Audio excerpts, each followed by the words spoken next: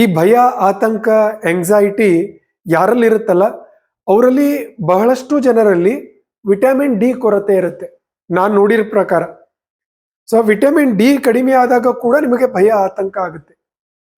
So ಆ vitamin D ಕಡಿಮೆ ಆಗಲಿಕ್ಕೆ ಕಾರಣ ಏನಿರುತ್ತೆ? ಒಂದು, ನಾವು ಸಮರ್ಪಕವಾಗಿ ಇವತ್ತು ಬಿಸಿಲಿಗೆ ಹೋಗ್ತಾ ಇಲ್ಲ. ಎರಡನೇದ್ದು, ಯಾರ ದೇಹದಲ್ಲಿ ವಾತ ಜಾಸ್ತಿ ಇರುತ್ತೆ, ಅಂದ್ರೆ ಬಾಡಿ ಯಾವಾಗ ಡ್ರೈ ಆಗುತ್ತೆ ಅವರ ದೇಹದಲ್ಲಿ ವಿಟಮಿನ್ ಡಿ ಅಬ್ಸಾರ್ಬ್ ಆಗೋದಿಲ್ಲ.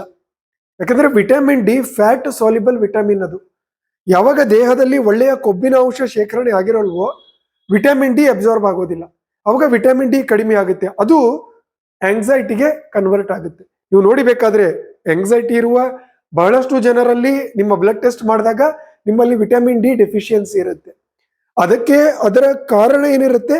ವಾತದ ಎಗ್ರಿವೇಶನ್. ದೇಹದಲ್ಲಿ ವಾತ ಜಾಸ್ತಿಯಾಗಿ ವಿಟಮಿನ್ ಡಿ ಡೆಫಿಷಿಯನ್ಸಿ ಆಗ್ತಾ ಇರುತ್ತೆ, ಅದರಿಂದ ಭಯ, ಆತಂಕ ಆಗ್ತಾ ಇರುತ್ತೆ. ಅದಕ್ಕೆ ಆ ವಿಟಮಿನ್ ಡಿ ಮಟ್ಟವನ್ನು ಹೆಚ್ಚಿಸ್ಕೊಳ್ಳಕ್ಕೆ ಬಿಸಿಲಲ್ಲಿ ಹೋಗಬೇಕು. ಇನ್ನು ವಾತ ಅಂದ್ರೇನು, ಅದರ ಸಮತೋಲನವನ್ನು ನಾವು ಯಾವ ರೀತಿ ತರ್ಕೊಳ್ಬೇಕು ಅದರ ಮೇಲೂ ಕೆಲಸ ಮಾಡಬೇಕು. ಸೊ ವಾತ ಪಿತ್ತಗಳ ಸಮತೋಲನದ 3 ದಿವಸದ ವರ್ಕ್ಶಾಪು ಸೋಮವಾರದಿಂದ ಶುರು ಆಗುತ್ತೆ.